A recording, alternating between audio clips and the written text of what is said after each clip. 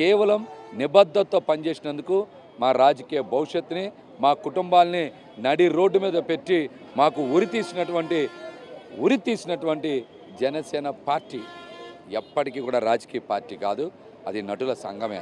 అది నటుల సంఘమే. అది మా రాజకీయ భవిష్యత్తుకి జగన్మోహన్ రెడ్డి గారికి ఖచ్చితంగా అద్భుతంగా ఉంటుంది. జగన్మోహన్ రెడ్డి గారు కూడా ఆ విధంగానే నాతో మాట్లాడారు.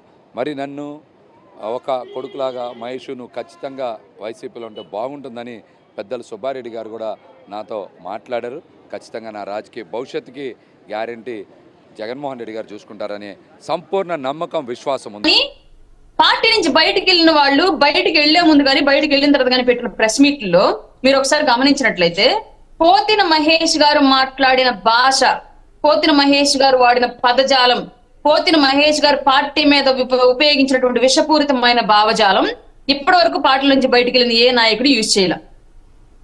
ఒక్క పోతిన మహేష్ గారు మాత్రమే పవన్ కళ్యాణ్ గారి వ్యక్తిగత జీవితం గురించి మాట్లాడారు. బీసీలని ఎక్కడా కూడా ఆయన సపోర్ట్ చేసి ముందుకు తీసుకొచ్చినట్టు ఇంకొక లీడర్ని అక్కడ ఎదగనిచ్చినట్లుగా ఎక్కడ దాఖలాలే లేవు. ఆయన క్లియర్ గా ఆధిపత్య ధోరణిలో వెళతారు, ఎవరిని ముందుకు రానివ్వరు, ఎవరిని పార్టీ ఆఫీస్ దాకా తీసుకెళ్లి పరిచయం చేయనీరు అని చెప్పేసి పెద్ద పెద్ద లీడర్లకు కూడా ఇంట్రెస్ట్ ఉన్న వాళ్ళు కూడా పార్టీలోకి రావాలని ఆయన అప్రోచ్ అయ్యి ఆయన ప్రవర్తించిన విధానం ద్వారా చిన్నపుచ్చుకొని వెనక్కి తగ్గిన సందర్భాలు ఉన్నాయి.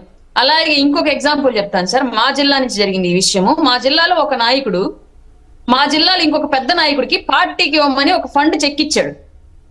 మా జిల్లాలో ఇంకో పెద్ద నాయకుడికి, ఆ నాయకుడికి ఇచ్చిన చెక్కు పోతిన మహేష్ గారికి సంబంధించిన వ్యక్తి అకౌంట్ లో క్రెడిట్ అయినట్టుగా ఈ చెక్ ఇచ్చిన వ్యక్తికి అకౌంట్ స్టేట్మెంట్ వెళ్ళింది.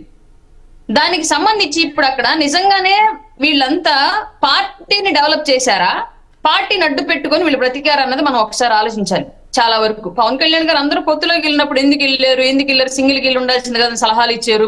21 సీట్లు అన్నప్పుడు 21 ఏంది, 50 70 డిమాండ్ చేసి ఉండాల్సింది కదా అని చెప్పేసి సలహాలు ఇచ్చారు.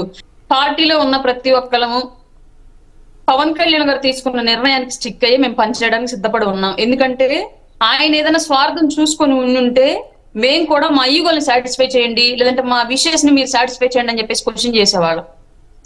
సాక్షాత్తు అధ్యక్షుడే రాష్ట్రం కోసం దిగి తగ్గి అన్ని సాక్రిఫైజ్లు ముందు ఆయనే చేసి ఆ తర్వాత మీరు నాతో నడవండి అని చెప్పి మా అందరికి దారి చూపించాడు.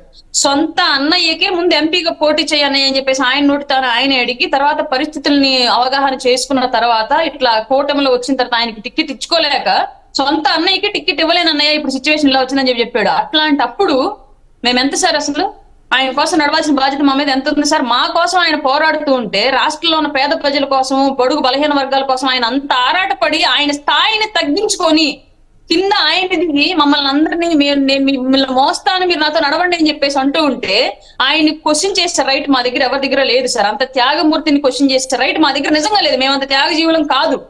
మంచి టికెట్లు అనే కాన్సెప్ట్ స్టార్ట్ అయిన తర్వాత కొంతమంది వెళ్ళారు సార్ బయటకు, అసంతృప్తులు అనేవాళ్ళు కొంతమంది బయటకు వెళ్ళారు. దానికి మేము కాదను. ఎవరైనా సరే ఒక ఎలక్షన్ కోసమో టికెట్ కోసమో రాజకీయాలు చేసేవాళ్ళు ఆ టికెట్ రాకపోతే రకరకాలుగా గోడలు దొడవడం సహజం.